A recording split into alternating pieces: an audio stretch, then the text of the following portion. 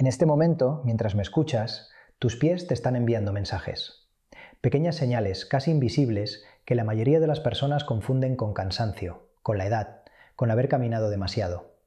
Y sin embargo, esas señales llevan semanas, meses, quizá años intentando avisarte de algo que está pasando dentro de tu cuerpo y que si no lo escuchas ahora puede costarte muy caro. No estoy hablando de un dolor insoportable ni de una herida abierta. Estoy hablando de cosas que podrías estar sintiendo ahora mismo y que has normalizado. Un hormigueo que aparece por las noches. Una sequedad en la planta del pie que ninguna crema resuelve. Un pequeño cambio de color en los dedos que ni siquiera has notado porque nunca te miras los pies con atención. Y lo más inquietante de todo es que la mayoría de las personas que tienen estas señales nunca las asocian con la glucosa. Piensan que es mala circulación, piensan que es la edad, piensan que es porque llevan zapatos incómodos. Y mientras tanto, dentro de su cuerpo, algo está ocurriendo a nivel de los nervios y de los vasos sanguíneos que si no se detecta a tiempo puede tener consecuencias que van mucho más allá de unas molestias en los pies. Esos pies que sostienen tu cuerpo cada día son también la zona más lejana de tu corazón, la que recibe sangre la última, la que acumula el daño antes que cualquier otro lugar. Y cuando la glucosa lleva tiempo alta, aunque nadie te haya diagnosticado nada, los pies son los primeros en hablar. La pregunta es, ¿estás escuchando? Soy el Dr. Leo Rivera y llevo más de 25 años atendiendo pacientes en consulta. En todo ese tiempo os puedo decir que he visto cientos de casos de diabetes que se detectaron tarde, no porque el paciente no sintiera nada, sino porque lo que sentía le parecía normal. Y los pies, una y otra vez, eran la primera pista que nadie supo leer. Hoy voy a daros las 9 señales de alerta en los pies que mis años de consulta me han enseñado que realmente marca la diferencia entre detectar un problema a tiempo y descubrirlo cuando ya hay daño. Y no voy a limitarme a nombrarlas, voy a explicaros el mecanismo exacto detrás de cada una, por qué ocurre, qué está pasando en vuestro cuerpo para que eso se manifieste justo ahí, y qué debéis hacer si os reconocéis en alguna de ellas. Esto no es una lista cualquiera, cada señal tiene una razón biológica concreta que necesitáis entender. Todos hemos escuchado lo mismo, la diabetes se detecta con un análisis de sangre. Te pide la glucosa en ayunas, y si sale por debajo de 100, todo bien. Si sale por encima de 126, tienes diabetes. Y la franja intermedia, la de 100 a 125, te dicen que estás en prediabetes y que tengas cuidado con el azúcar. Fin de la historia. Pero hay algo que ese esquema tan simple no os cuenta. Y es que la glucosa en sangre puede tardar años en subir lo suficiente como para dar positivo en un análisis, mientras que el daño a nivel de los nervios y los vasos sanguíneos pequeños ya lleva tiempo ocurriendo. Hay personas que llegan a mi consulta con una neuropatía avanzada en los pies y sus análisis de glucosa todavía están en la franja de prediabetes. El cuerpo ya estaba gritando, pero el papel decía que todo estaba bien. Hay un dato que necesitáis conocer antes de que entremos en las 9 señales. La Federación Internacional de Diabetes estima que, a nivel mundial, 1 de cada 2 personas que tienen diabetes no lo saben. La mitad.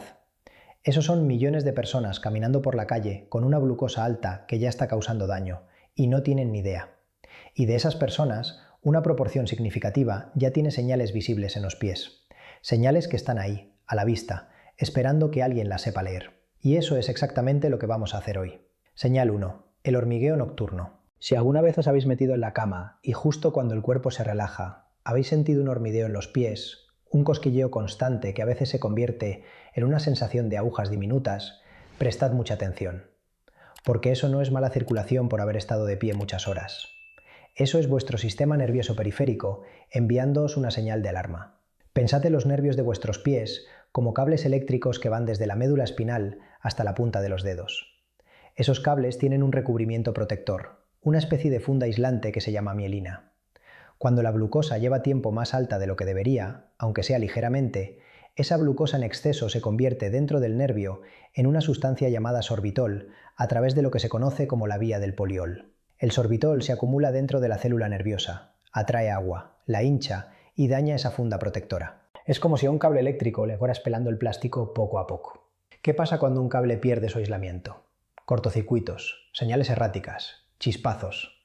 Eso es exactamente lo que sentís como hormigueo. Y aquí viene lo que nadie os dice. Este daño empieza cuando la hemoglobina glicosilada, la HbA1c, está en 5,7 o incluso en 5,5. No hace falta llegar a 6,5 para que la mielina empiece a deteriorarse. Un estudio publicado en la revista Diabetes Care demostró que hasta un 30% de las personas con prediabetes ya tienen neuropatía periférica medible. El 30%. y la mayoría de ellos no lo sabían porque nadie les miró los pies. Tengo una paciente, Carmen, 52 años. Llega a mi consulta porque lleva meses con un hormigueo en los pies que solo nota por la noche. Su médico anterior le dijo que era estrés. Le pidieron una analítica, glucosa en ayunas 108. Le dijeron, cuidado con los dulces. Nada más. Cuando le hago una prueba de conducción nerviosa, la velocidad de transmisión en el nervio peroneo ya estaba un 18% por debajo de lo normal. 18%. Y ella todavía no era diabética en el papel. Si sentís hormigueo en los pies cuando estáis en reposo, especialmente por las noches, no lo normalicéis. Pero hay otra señal que suele acompañar a esta, y es quizá más alarmante porque pasa completamente desapercibida. Señal 2. La pérdida de sensibilidad. Es lo contrario del hormigueo, y sin embargo está causada por el mismo proceso. Hay personas que no sienten hormigueo, sino que empiezan a notar que sus pies pierden sensibilidad. Se pisan una piedra pequeña y no la notan. Se hacen una herida y no les duele. El agua caliente de la ducha ya no la sienten tan caliente como antes. Lo que ocurre es la progresión del daño que os acabo de explicar. Cuando la funda aislante del nervio se deteriora lo suficiente, el nervio deja de transmitir la señal. Ya no produce chispazos, directamente se apaga. Es como si ese cable eléctrico pelado terminara por romperse. Y esto sigue un patrón muy específico que en medicina llamamos distribución en calcetín. El daño empieza en las puntas de los dedos de los pies y va subiendo, como si os pusierais un calcetín invisible que poco a poco va creciendo. Hay una prueba muy sencilla que podéis hacer ahora mismo, en vuestra casa. Se llama la prueba del monofilamento, y en los hospitales se usa un filamento de 10 gramos de Semmes-Weinstein. Pero en casa podéis aproximarla así. Coged un hilo de coser, ponéoslo en la planta del pie con los ojos cerrados y comprobad si lo notáis. Probad en la punta del dedo gordo, en la base de los dedos y en el talón. Si hay zonas donde no sentís nada, eso ya es una señal que requiere atención inmediata. Un paciente mío, Antonio, 59 años, vino a consulta porque se quemó la planta del pie al pisar una baldosa caliente en verano, y no se enteró hasta que vio la ampolla esa noche. Cuando le pregunté si sentía otras cosas raras en los pies, me dijo que no, que lo sentía normales. Le hice la prueba del monofilamento y había perdido sensibilidad en 3 de los 4 puntos de cada pie. Antonio llevaba probablemente años con ese daño y no lo sabía, porque la pérdida de sensibilidad es gradual. Es como bajar el volumen de una radio tan despacio que no notas que ya casi no oyes la música. Y la siguiente señal está directamente conectada con esta, porque cuando el pie pierde sensibilidad, lo que viene después puede ser devastador. Señal 3. Heridas que no cicatrizan rápido. Todos nos hacemos pequeñas heridas en los pies, una rozadura del zapato, un padrastro, una ampolla. En una persona sana, esa herida se cierra en 7 a 10 días. El cuerpo envía glóbulos blancos, se forma tejido nuevo, se cierra la piel. Es un proceso automático, una cadena de montaje perfecta. Ahora imaginad que esa fábrica de reparación tiene que funcionar con la maquinaria atascada. Eso es lo que pasa cuando hay exceso de glucosa en sangre. La glucosa elevada de forma crónica hace 3 cosas que arruinan la cicatrización. Primero, daña las células endoteliales, que son las que forman las paredes de los vasos sanguíneos pequeños, los capilares. Esos capilares se vuelven más rígidos y menos permeables, lo que significa que la sangre llega con dificultad a la zona de la herida. Segundo, los glóbulos blancos, los macrófagos, funcionan peor cuando están bañados en glucosa alta. Un estudio de la Universidad de Stanford demostró que con niveles de glucosa por encima de 150 miligramos por decilitro, la capacidad fagocítica de los macrófagos se reduce hasta un 40%. Y tercero, la glucosa favorece la proliferación de bacterias, porque las bacterias también se alimentan de azúcar. El resultado es una herida que no cierra, que se infecta con facilidad, que cada día está un poco peor en vez de un poco mejor. Y hay un cuarto factor que casi nadie menciona. La glucosa alta también inhibe la producción de colágeno. El colágeno es la proteína que forma el andamiaje sobre el que se construye la piel nueva. Sin colágeno suficiente, es como intentar construir una pared sin cemento. Los ladrillos se ponen, pero no se sostienen. La herida parece que empieza a cerrar y luego se vuelve a abrir. Y esto frustra enormemente a los pacientes porque hacen todo bien, se limpian la herida, se ponen las vendas y sin embargo no mejora. Y esto me lleva a la cuarta señal, que es una de las más ignoradas de todas. Señal 4. Piel extremadamente seca y agrietada. Mirad la planta de vuestros pies ahora mismo. Si veis la piel seca, áspera, con grietas en los talones, que ninguna crema consigue resolver del todo, eso puede ser mucho más que un problema cosmético. La piel de los pies se mantiene hidratada gracias a unas glándulas llamadas glándulas sudoríparas ecrinas. Hay más de 250.000 en cada pie. Esas glándulas están controladas por el sistema nervioso autónomo, que es el que regula las funciones automáticas del cuerpo: sudoración, temperatura, flujo sanguíneo. Cuando la neuropatía diabética avanza, no solo afecta a los nervios sensoriales, los que os dan hormigueo y luego pérdida de sensibilidad. También afecta a los nervios autónomos. Y cuando esos nervios autónomos se dañan, las glándulas sudoríparas dejan de funcionar correctamente. El pie deja de sudar. Y un pie que no suda se seca, se agrieta, y esas grietas se convierten en puertas de entrada para bacterias. Esto se llama anhidrosis neuropática. Y es una señal que prácticamente nadie asocia con la diabetes. Cuando una persona va a la farmacia y compra una crema para talones agrietados, nadie le dice: oye, puede que el problema no sea la sequedad de tu piel, puede que sea que tus nervios han dejado de decirle a tus glándulas que suden. Pero aquí el asunto se pone más interesante, porque la siguiente señal afecta a algo que veis cada día y que probablemente nunca habéis relacionado con la glucosa. Señal 5. Cambios en las uñas. Las uñas de los pies son un registro silencioso de lo que pasa dentro del cuerpo. Y cuando la glucosa lleva tiempo alta, las uñas cambian de formas muy específicas que la mayoría de la gente atribuye a hongos o a la edad. Lo que ocurre es doble. Por un lado, el flujo sanguíneo reducido por la microangiopatía diabética, que es el daño a los vasos sanguíneos pequeños, priva a la matriz ungueal de los nutrientes que necesita para crecer una uña sana. La uña se vuelve más gruesa, más quebradiza, cambia de color hacia tonos amarillentos o marrones. Pero además, y esto es clave, ese ambiente de glucosa elevada y circulación reducida crea el escenario perfecto para las infecciones por hongos, lo que se llama onicomicosis. Un estudio en el Journal of the European Academy of Dermatology mostró que las personas con diabetes tipo 2 tienen una probabilidad 2,7 veces mayor de desarrollar onicomicosis que la población general. Así que si lleváis tiempo con las uñas de los pies amarillentas, engrosadas o que se rompen con facilidad y habéis probado antifúngicos sin resultado, plantead la posibilidad de que no sea solo un hongo. Puede que el problema de fondo sea metabólico. De hecho, os voy a dar un dato que a muchos de mis pacientes les sorprende. Cuando la onicomicosis no responde al tratamiento antifúngico después de 3 meses, una de las primeras cosas que yo pido es una analítica completa con glucosa y HbA1c. Porque muchas veces el hongo que no se cura es la pista que nos lleva al diagnóstico. Además, hay otro cambio sutil que muchos pasan por alto: la aparición de uñas encarnadas recurrentes. Cuando la uña crece de forma anómala por la falta de nutrientes, los bordes se clavan en la piel.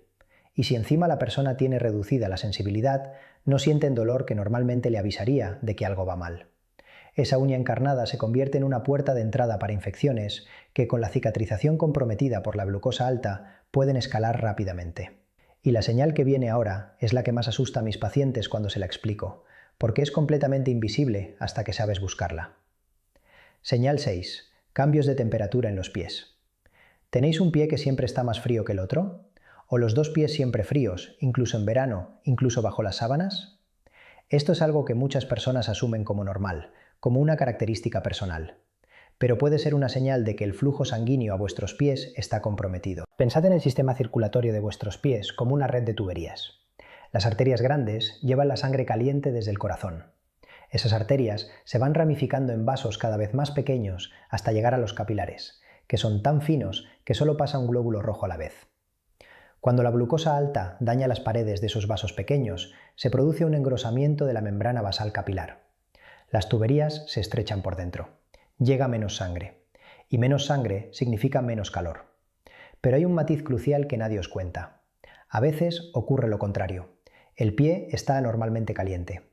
Y eso puede ser aún más peligroso, porque un pie caliente, rojo, hinchado sin causa aparente, puede ser una señal del pie de Charcot, una complicación gravísima en la que los huesos del pie se debilitan y fracturan sin que la persona sienta dolor, porque la neuropatía ha anulado la sensación. El pie se deforma progresivamente, y si no se detecta a tiempo, el daño es irreversible. María, 58 años. Me dice que lleva meses con un pie más caliente que el otro. Pensaba que era una inflamación muscular. Cuando le hago una radiografía, tiene 2 microfracturas en los huesos metatarsianos que no había sentido. Su HbA1c, 6,1. Todavía en la zona que muchos médicos consideran prediabetes, y sin embargo el daño ya estaba ahí. Y esto conecta directamente con la siguiente señal, que tiene que ver con lo que veis cuando os miráis los pies. Señal 7. Cambios de color en la piel. Los cambios de color en los pies son un mapa. Si sabéis leerlo, os está contando exactamente lo que pasa por dentro. Hay 3 patrones de color que debéis conocer. El primero es un color azulado o violáceo en los dedos. Eso indica falta de oxígeno, lo que en medicina se llama cianosis periférica. La sangre que llega a los dedos no trae suficiente oxígeno porque los vasos están dañados o estrechados. Es especialmente visible cuando los pies están colgando hacia abajo, por ejemplo, sentados en una silla. El segundo es un color rojizo persistente, como si el pie estuviera ligeramente enrojecido todo el tiempo. Eso puede indicar inflamación crónica de bajo grado, que es una de las consecuencias directas de la hiperglucemia mantenida. La glucosa alta activa una cascada inflamatoria mediada por una proteína llamada NF-κB, que a su vez activa los macrófagos y produce citoquinas inflamatorias como la interleucina 6 y el TNF-alfa. Todo ese proceso inflamatorio se manifiesta como enrojecimiento. Y en tercero son manchas oscuras, como parches de piel más pigmentada, especialmente las espinillas y la parte superior del pie. Se llama dermopatía diabética y aparece en hasta un 55% de las personas con diabetes. Son manchas ovaladas, ligeramente hundidas, de color marrón, que no duelen ni pican. Son completamente inofensivas en sí mismas, pero son un marcador visual de que los vasos sanguíneos pequeños de la piel llevan tiempo sufriendo daño. Pensad en ellas como las marcas que deja el agua en una pared con humedad. El problema no es la mancha, el problema es la tubería que pierde por detrás. Hay un cuarto patrón que quiero mencionaros, aunque es menos frecuente. Una palidez extrema que aparece cuando eleváis los pies por encima del nivel del corazón, seguida de un enrojecimiento intenso cuando los bajáis. Eso se llama rubor dependiente y es una señal clásica de insuficiencia arterial. Si os tumbáis en la cama, levantáis los pies apoyándolos en la pared durante un minuto y veis que se ponen muy pálidos y luego al sentaros se ponen rojos como un tomate, eso os está diciendo que la sangre tiene dificultad para llegar a vuestros pies contra la gravedad. Pero hay una señal más que pocos conocen y tiene que ver con algo que notáis al caminar. Señal 8. Calambres y dolor al caminar. Si al caminar una distancia relativamente corta, entre 100 y 400 metros, empezáis a sentir un dolor tipo calambre en la pantorrilla o en la planta del pie que os obliga a parar y que se alivia al descansar un par de minutos, eso tiene un nombre: claudicación intermitente. Y es una señal de que las arterias que llevan sangre a vuestras piernas y pies están estrechadas. La enfermedad arterial periférica afecta entre un 20 y un 30% de las personas con diabetes. Y lo preocupante es que un porcentaje significativo de ellos no tiene síntomas clásicos, porque la neuropatía que ya hemos visto les impide sentir el dolor que debería avisarles. Es una combinación devastadora. Los vasos se estrechan, los nervios no avisan y el daño avanza en silencio. Y aquí es donde se forma uno de los círculos viciosos más peligrosos de todo lo que os estoy contando. Yo lo llamo el bucle del pie silencioso. Funciona así. La glucosa alta daña los nervios. Los nervios dejan de avisar del dolor. La persona sigue caminando normalmente, pero los vasos estrechados no pueden suministrar suficiente sangre al músculo. El músculo se daña, se forman microlesiones. Esas microlesiones no cicatrizan bien porque la glucosa alta también afecta la cicatrización, y mientras tanto la persona no siente nada. Es un círculo en el que cada elemento empeora al siguiente. Y solo se rompe cuando alguien se detiene, mira los pies y dice: algo no está bien aquí. Luis, 64 años. Me cuenta que ya no puede caminar hasta la tienda de la esquina sin pararse a descansar. Lleva 2 años así y pensaba que era la edad. Le mido el índice tobillo-brazo, una prueba sencilla que compara la presión arterial del tobillo con la del brazo. Lo normal es un valor entre 0,9 y 1,3. Luis tiene 0,6. Sus arterias están seriamente comprometidas. Su glucosa en ayunas, 122, prediabetes, y ya tiene enfermedad arterial periférica. Y ahora llevamos a la última señal, la que más me alegra compartir con vosotros porque es la que menos gente conoce y la que más me ha sorprendido a lo largo de mis años de consulta. Señal 9, la deformación progresiva. Esta es la señal que cierra la lista y la que debería preocuparos más si la tenéis, porque es la que indica un daño más avanzado. Hay personas que notan que sus pies están cambiando de forma. Los dedos se curvan hacia abajo, formando lo que se llama dedos en garra o el martillo. El arco del pie se aplana o, al contrario, se eleva exageradamente. El dedo gordo empieza a desviarse hacia los otros dedos, formando un juanete que antes no existía. Y todo esto ocurre sin un traumatismo, sin una causa aparente. Lo que está pasando es un fenómeno complejo que combina todo lo que os he contado. La neuropatía motora, que es el daño a los nervios que controlan los músculos del pie, hace que ciertos músculos se debiliten mientras otros mantienen su fuerza. Ese desequilibrio tira de los huesos y las articulaciones en direcciones anómalas. Los tendones se acortan. La arquitectura del pie ese diseño de ingeniería perfecta con 26 huesos, 33 articulaciones y más de 100 tendones, se deforma progresivamente. Pero además, la neuropatía autónoma que afecta a la sudoración también afecta el flujo sanguíneo óseo. Los huesos del pie reciben más sangre de la normal por una vasodilatación anómala, y eso paradójicamente los debilita, porque el exceso de flujo activa los osteoclastos, las células que descomponen el hueso. Los huesos se vuelven más frágiles. Y combinado con la pérdida de sensibilidad, la persona sigue caminando sobre un pie que se está deformando y fracturando sin sentirlo. Esto, en su forma más severa, es la artropatía de Charcot que mencioné antes. Pero no hace falta llegar a ese extremo. Si notáis que vuestros dedos están cambiando de posición, que el pie ya no encaja en el zapato como antes, que hay callos nuevos en zonas donde nunca los teníais, esos callos son la huella de una presión anormal, de un pie que ha perdido su geometría. Este es el punto más importante de este vídeo. Porque si llegáis aquí, si vuestros pies ya están cambiando de forma, eso significa que la neuropatía lleva tiempo instalada, que los nervios motores ya están afectados y que la intervención debe ser inmediata. Pero incluso en este punto hay cosas que se pueden hacer. La neuropatía motora no es completamente irreversible si se actúa a tiempo. He visto pacientes recuperar parte de la fuerza muscular del pie con un control glucémico estricto, fisioterapia específica y plantillas ortopédicas diseñadas para redistribuir la presión. No siempre se vuelve al punto de partida, pero se puede frenar la progresión y recuperar función. Y eso es exactamente lo que os voy a contar ahora. Y ahora, antes de daros el protocolo, quiero que hagáis algo conmigo. Vamos a contar. De las 9 señales que os acabo de dar, quiero que contéis cuántas tenéis ahora mismo o habéis tenido en los últimos meses. Hormigueo nocturno, pérdida de sensibilidad, heridas que tardan en cerrar, piel seca y agrietada que no responde a cremas, cambios en las uñas, pies anormalmente fríos o calientes, cambios de color en la piel, calambres o dolor al caminar, deformación progresiva del pie. Si tenéis 3 o más, lo que voy a deciros a continuación es especialmente importante para vosotros. Si tenéis 5 o más, considerad este vídeo como una llamada de atención urgente. Ahora que conocéis las 9 señales, necesitáis saber qué hacer con esta información. No basta con reconocer las señales, hay que actuar. Y hay un protocolo que os recomiendo seguir y que combina observación, medición y acción. Lo primero es la autoexploración semanal. Cada domingo, sentaos, quitaos los calcetines y revisad vuestros pies con atención. Mirad entre los dedos, la planta, los talones. Buscad cambios de color, grietas, callos nuevos, heridas que no recordáis haberos hecho. Si tenéis dificultad para veros la planta del pie, usad un espejo en el suelo. Esto lleva 3 minutos y puede ahorraros años de sufrimiento. Lo segundo es la prueba de sensibilidad casera que os he explicado. Un hilo o un filamento suave en la planta del pie, con los ojos cerrados en 4 puntos. Punta del dedo gordo, base del primer dedo, base del quinto dedo y talón. Si hay algún punto donde no sentís nada, anotadlo y consultad a vuestro médico. Lo tercero, y esto es crucial, pedid una analítica que incluya no solo la glucosa en ayunas, sino la hemoglobina glicosilada, la HbA1c. La glucosa en ayunas os dice cómo estáis hoy. La HbA1c os dice cómo habéis estado durante los últimos 3 meses. Es la diferencia entre mirar una foto y mirar una película. Si vuestra HbA1c está por encima de 5,7, ya estáis en territorio de riesgo, y las señales que hemos visto hoy cobran un significado completamente distinto. Lo cuarto, si tenéis 3 o más de las 9 señales que os he dado, pedid a vuestro médico una prueba de conducción nerviosa y un índice tobillo-brazo.